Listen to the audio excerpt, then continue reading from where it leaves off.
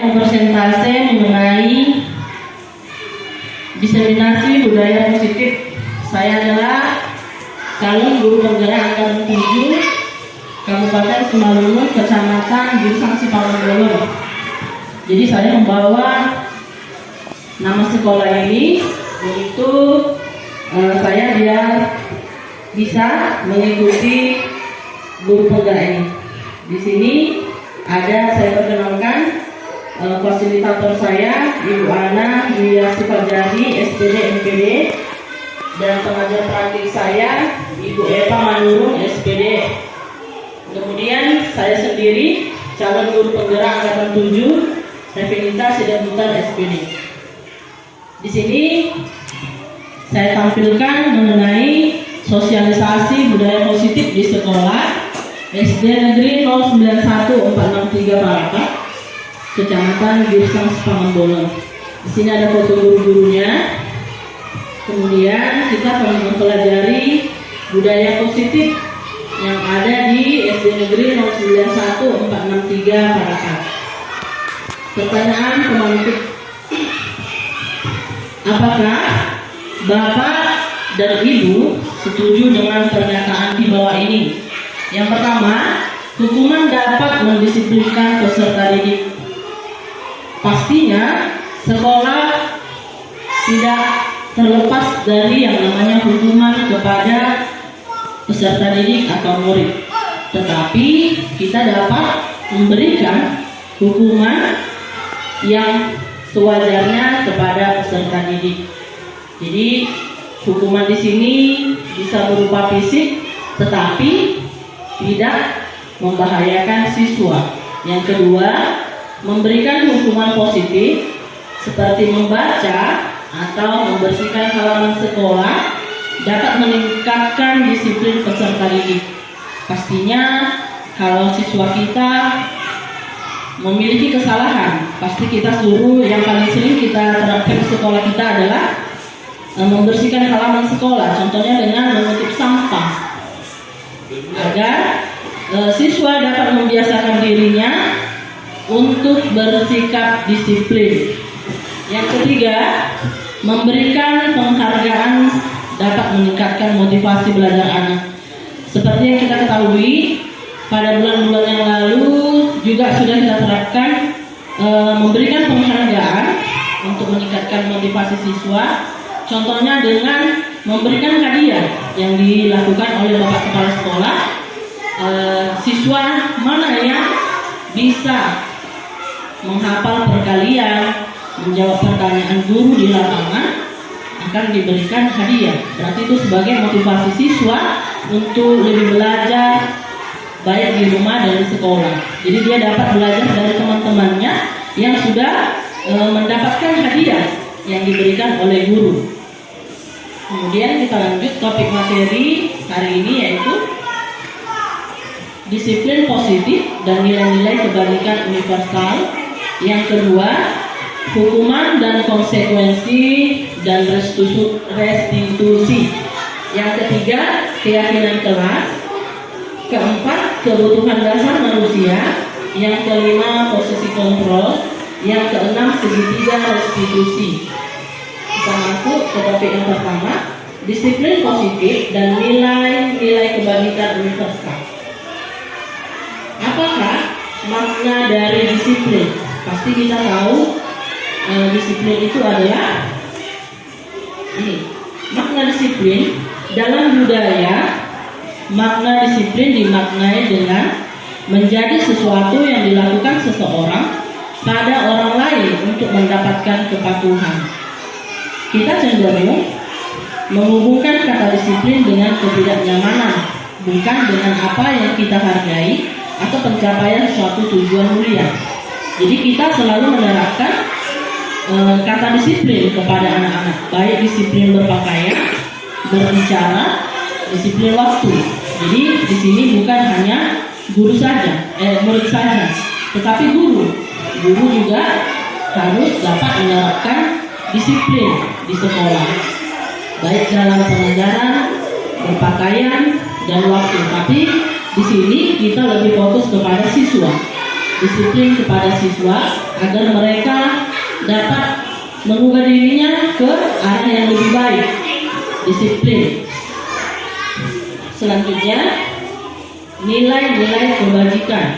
Nilai-nilai kebajikan adalah sifat-sifat positif manusia yang merupakan tujuan mulia yang ingin dicapai setiap individu.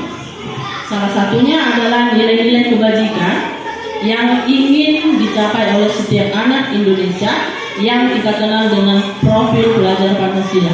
Jadi sekarang ini pemerintah juga sedang menggalakkan profil pelajar Pancasila, yaitu nanti yang berkaitan dengan kurikulum Merdeka Belajar. Jadi di sini nanti kita lebih berpihak kepada murid. Jadi guru nanti hanya tinggal mengarahkan budaya positif. Sekarang yang lebih banyak bekerja adalah siswa yang lebih aktif untuk mencari informasi mengenai materi yang dibawa oleh guru. Nama sekolah ini yang kedua, saya dengan konsekuensi dan mengikuti kita bahas mengenai hukuman. Di sini yang tadi juga sudah kita bahas artinya, hukuman itu bersifat satu arah dari pihak guru yang memberikan, dan murid hanya menerima suatu hukuman tanpa melalui suatu gerakan atau pengarahan dari pihak guru, baik sebelum atau sesudahnya. Hukuman diberikan bisa berupa fisik, sosialisasi budaya positif di sekolah, disakiti oleh suatu perbuatan atau perbuatan. Jadi yang paling banyak kita lakukan di sini adalah berupa kata-kata. Pastinya guru mempelajari sebelum masuk ke ruangan atau sebelum memulai pelajaran, pastinya memberikan motivasi dulu. Pada ujungnya ada diskusi yang kita bahas, yaitu konsekuensi. Disiplin dalam bentuk konsekuensi sudah terencana atau sudah disepakati. Jadi di sini berawal dari hukuman, selanjutnya dengan konsekuensi. Jadi jika anak itu melakukan suatu kesalahan, berarti dia sudah siap menerima hukuman karena sudah disepakati terlebih dahulu di dalam kelas. Misalnya seperti di kelas saya, kalau misalnya siswa yang tidak piket itu kita suruh membersihkan lingkungan kelas, kemudian ditulisin namanya di dalam sebuah buku. Jadi nanti ketika kita memberikan penilaian, berarti kita sudah tahu, oh anak ini kurang aktif dalam membersihkan kelas, kurang peduli terhadap lingkungan kelas. Jadi di kelas saya sudah saya terapkan, sudah saya buat peraturannya, jika siswa yang rajin pasti akan diberikan suatu hadiah. Berarti itu adalah motivasi yang diberikan guru untuk anak-anak itu, supaya anak-anak bisa lebih aktif, bisa lebih peduli terhadap lingkungan sekolah dan lingkungan kelasnya. Di sini juga umumnya bentuk-bentuk konsekuensi dibuat oleh pihak guru atau sekolah, dan murid sudah mengetahui sebelumnya konsekuensi yang akan diterima bila ada pelanggaran. Pada murid tetap dibuat tidak nyaman untuk jangka waktu pendek. Misalnya kalau siswa yang terlambat datang ke sekolah, pastinya akan diberikan hukuman karena sudah ada peraturannya dibuat.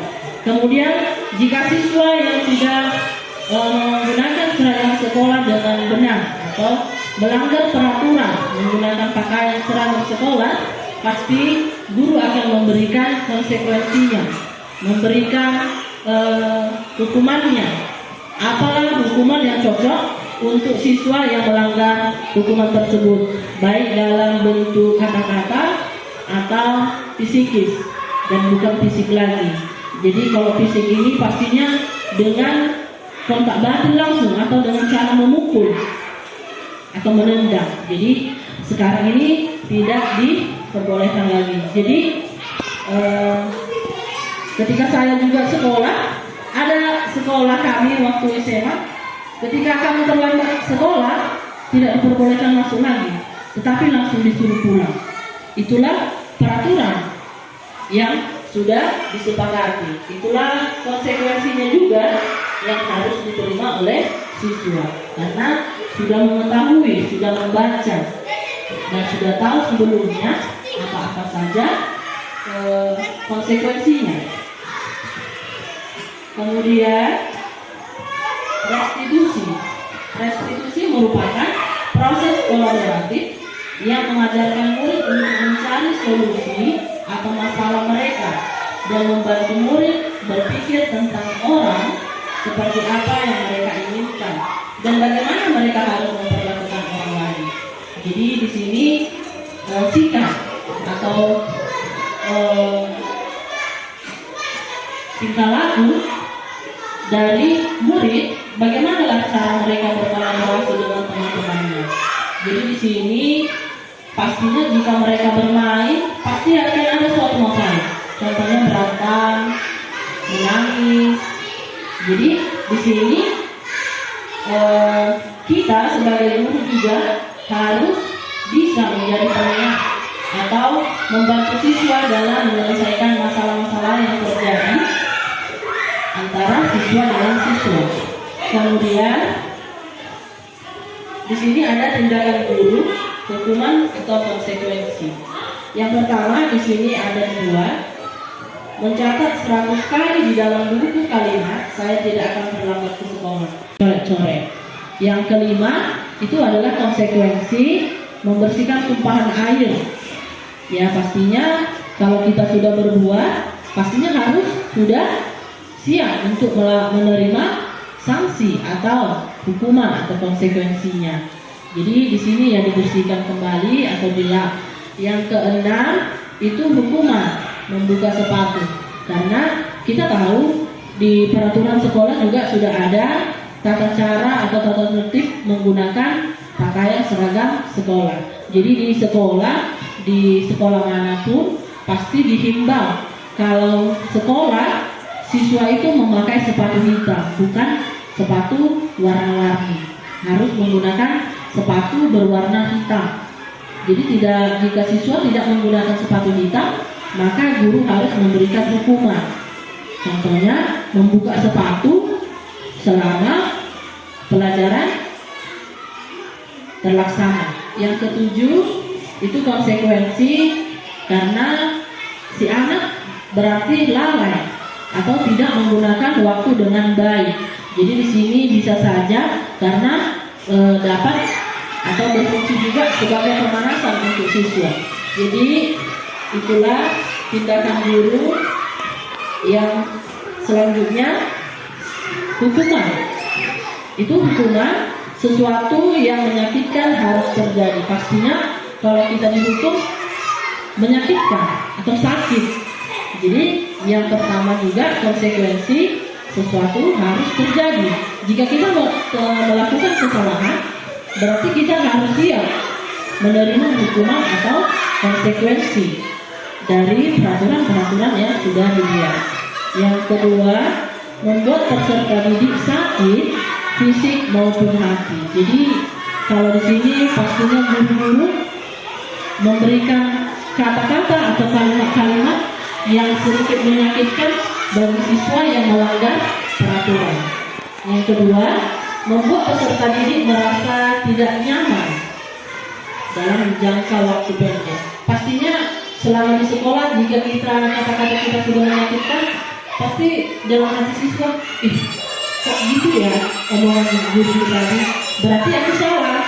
Jadi untuk hari-hari berikutnya siswanya sudah bisa menjaga dirinya, melihat dirinya sendiri. Yang ketiga, peserta didik membenci kedisiplinan. Pasti masih banyak siswa yang tidak memiliki kedisiplinan di sekolah maupun di rumah. Jadi di sini konsekuensinya peserta didik menghargai kedisiplinan. Jadi jika tidak mau menerima hukuman atau konsekuensi, ya belajarlah untuk berdisiplin terhadap waktu. Yang keempat, paksaan. Kalau paksaan ini berarti tanggapan kita Apa tanggapan kita kalau sudah dipaksa? Ayo bersihkan dulu ini. Pasti tanggapan mereka ada kepada guru. Jika kita misalnya memaksakan siswa, ayo kerjakan halaman 1 sampai 10, pasti tanggapan siswa kepada guru ada. Banyak kali Bu, pasti itu tanggapannya. Ada komentar dari siswa. Itulah timbal baliknya antara guru dengan siswa. Yang kelima, konsep diri yang buruk. Pasti banyak tingkah laku siswa yang buruk yang terjadi di kelas atau di lingkungan sekolah. Contohnya berantem di kelas, berantem di lingkungan sekolah. Apalagi ketika istirahat, pasti banyak siswa yang mengalami masalah-masalah. Contohnya berantem di dalam kelas karena hal-hal yang sepele. Yang keenam, peserta didik belajar untuk menyembunyikan kesalahan. Contohnya mencuri barang teman. Pastinya siswa ini diam aja, menyembunyikan kesalahannya, tidak berani untuk mengakui kesalahan. Jadi jika siswa pun melakukan kesalahan, pasti dia mengelak, bukan saya Bu, katanya. Jadi konsekuensinya di sini peserta didik belajar mematuhi peraturan. Yang ketujuh, marah, rasa bersalah, dipermalukan, merasa tidak dihargai.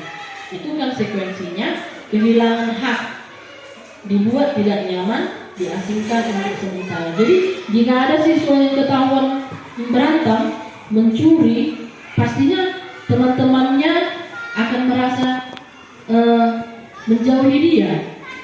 Enggak lah, dia itu seorang pencuri, dia itu pemborong. Pasti anak tersebut kehilangan haknya atau tidak nyaman berada di dalam kelas. Selanjutnya, ketiga, keyakinan kelas. Mengapa keyakinan kelas mengapa tidak peraturan kelas? Jadi kalau di kelas saya sudah saya buat itu keyakinan kelas, saya tempelkan di dinding kelas supaya mereka tahu keyakinan kelas apa yang sudah dibuat di kelas. Jadi mereka jika melakukan kesalahan sudah bisa membaca, oh ini sudah mulai dihilangkan Bapak Ibu karena sudah mulai aman atau zona hijau. Yang keempat, menggantikan kertas tugas teman yang dicoret-coret. Ini sering kita lihat pada saat belajar, pasti ada siswa yang melapor, Bu, buku saya dicoret. Pastinya guru akan memberikan konsekuensi yang tepat dari masalah-masalah tersebut kepada siswa. Yang keenam, murid disuruh untuk membuka sepatu seharian di sekolah karena tidak memakai sepatu hitam. Jadi kalau di sekolah ini saya lihat jarang semua menggunakan, paling hanya di dalam berpakaian yang masih kurang disiplin dan kehadirannya juga. Yang ketujuh, lari mengelilingi lapangan basket 2 kali karena terlambat 10 menit untuk pelajaran PJOK. Kalau ini sih biasa aja, masih wajar karena akan mempelajari pelajaran PJOK. Jadi di sini juga bisa saja digunakan sebagai pemanasan untuk siswa. Jadi untuk jawaban-jawaban yang pertanyaan yang ketujuh tadi, untuk pertanyaan yang pertama tadi itu kita berikan hukuman. Yang kedua hukuman juga, tetapi kalau di SD masih terbilang jarang. Yang ketiga hukuman, yang keempat konsekuensi. Jadi bisa saja nanti di pertanyaan nomor 4 siswa yang melakukan kesalahan tersebut bisa saja kita suruh lagi menulis tugas-tugas dari kawannya tadi, karena itu adalah konsekuensinya. Kenapa harus dikoyak? Kenapa harus dicoret-coret? Yang kelima itu adalah konsekuensi membersihkan tumpahan air.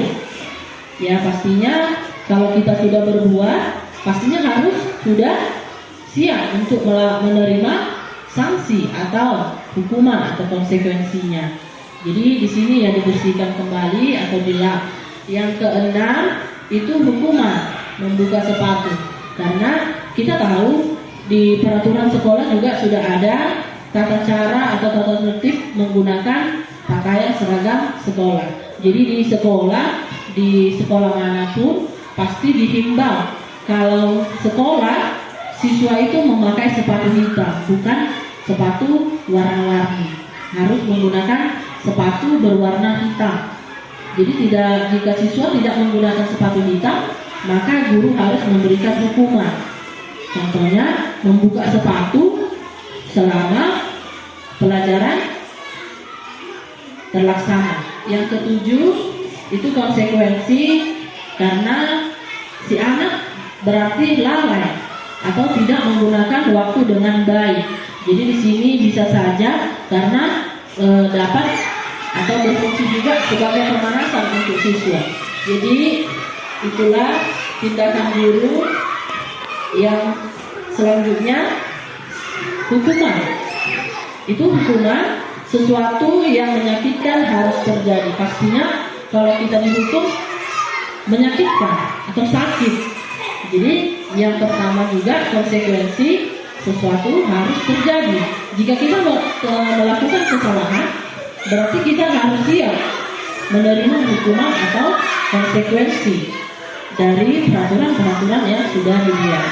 Yang kedua, membuat peserta didik sakit fisik maupun hati. Jadi kalau di sini pastinya guru-guru memberikan kata-kata atau kalimat-kalimat yang sedikit menyakitkan bagi siswa yang melanggar peraturan. Yang kedua, membuat peserta didik merasa tidak nyaman dalam jangka waktu pendek. Pastinya selama di sekolah, jika kata-kata kita sudah menyakitkan, pasti dalam hati siswa, kok gitu ya omongan guru tadi, berarti aku salah. Jadi untuk hari-hari berikutnya, siswanya sudah bisa menjaga dirinya, melihat dirinya sendiri. Yang ketiga, peserta didik membenci kedisiplinan. Pasti bahwa marah dan menderita. Pastinya kita gini, ayolah cepat kerjakan, atau enggak jangan ribut, nanti datang bapak kepala sekolah, ibu yang dimarahi. Pastinya dalam hati siswa, iya ya, jangan ributlah kita, nanti ibu ini dimarahi sama kepala sekolah. Pasti ada rasa bersalah yang muncul di dalam diri siswa tersebut. Yang ketiga, posisi teman. Guru harus bisa menjadi teman bagi siswanya, sebagai sahabat bagi siswanya. Karena guru itu cenderung menghangatkan suasana. Jadi jika ada misalnya masalah yang terjadi pada siswa, pasti gurulah yang menjadi penengahnya, gurulah yang menjadi teman bagi siswa agar tercipta hubungan yang akrab terhadap guru dan siswa. Yang keempat, posisi pemantau. Guru bersuara datar, tidak emosi, tidak bersenda gurau, serta mengarahkan murid pada peraturan dan konsekuensi. Di sini guru memantau juga tingkah laku atau gerak-gerik dari siswa selama berada di sekolah. Jadi guru itu bisa dikatakan sebagai pemantau juga agar terhindar dari masalah atau hukuman. Yang kelima, posisi manajer. Posisi ini adalah posisi yang paling ideal. Guru bersuara netral, tidak bernada tinggi, tidak emosional, dan guru juga tidak terlalu ramah. Jadi biasa-biasa aja. Jadi bersikap adil terhadap semua gurunya. Jadi tidak memilih-milih antara satu dengan yang lain. Misalnya gara-gara ada saudaranya, jadi dia lebih memihak, sementara yang tidak ada hubungan apa-apa lebih ke ditekan. Jadi di sini guru sebagai posisi manajer itu bersikap adil atau netral. Jadi tidak membeda-bedakan antara satu dengan yang lain. Di sini ada pertanyaan-pertanyaan. Siapa yang kecewa sekali dengan kamu? Pasti kalau kita katakan seperti itu kepada murid, siswanya merasa bersalah. Kecewa sekali menengok kalian, pasti siswanya merasa bersalah. Yang kedua, kamu tidak pernah benar melakukannya, itu dihukum. Jadi selalu melakukan suatu kegiatan tidak pernah benar, berarti yang kita hukum. Yang ketiga, ayolah lakukan demi ibu atau bapak, itu menjadi teman. Yang keempat, apakah kamu mendapatkan stiker bintang hari ini, itu adalah pemantau. Yang kelima, bagaimana kamu bisa menyelesaikan masalah ini, itu sebagai manajer. Jadi guru juga harus bersikap adil jika ada sebuah masalah yang terjadi di sekolah atau di dalam kelas. Kamu selalu yang paling terakhir, itu adalah penghukum. Jadi dihukum siswanya jika selalu paling terakhir mengerjakan tugasnya. Oke, di sini ada segitiga restitusi. Segitiga restitusi adalah proses menciptakan kondisi bagi murid untuk memperbaiki kesalahannya sehingga karakter mereka lebih kuat ketika kembali ke kelompoknya. Yang kedua, segitiga restitusi merupakan salah satu cara memperbaiki diri untuk mewujudkan disiplin. Jadi pasti guru setiap hari mengarahkan siswa untuk bersikap disiplin di sekolah. Yang ketiga, memberikan kesempatan kepada murid untuk disiplin positif. Yang keempat, membantu murid untuk jujur. Jadi di sini siswa diharapkan bisa berlaku jujur dan mengevaluasi dirinya dari kesalahan-kesalahan yang telah mereka lakukan. Selanjutnya, segitiga restitusi itu ada 3: menstabilkan, validasi tindakan yang salah. Yang ketiga, menanyakan keyakinan. Di sini juga sudah kita tahu. Itu yang pertama, merubah orang yang merasa gagal karena berbuat salah menjadi orang yang lebih sukses. Yang kedua, memahami kebutuhan dasar yang mendasari tindakan murid kita dalam hal kontrol. Semua tindakan pasti memiliki tujuan baik maupun buruknya. Yang ketiga, di situ dikatakan ketika langkah pertama dan kedua sudah sukses, maka akan lebih siap untuk dikaitkan dengan nilai-nilai kebajikan yang kita percaya berpindah menjadi orang yang dia inginkan. Berarti di sini murid sudah lebih termotivasi. Jadi di sini juga siswa sudah bersikap disiplin dan sudah mengarah ke hal-hal yang lebih baik. Sudah bisa memecahkan permasalahan-permasalahannya masing-masing. Baik Bapak Ibu, demikianlah presentasi budaya positif yang saya tampilkan hari ini. Semoga bermanfaat bagi kita semua. Terima kasih.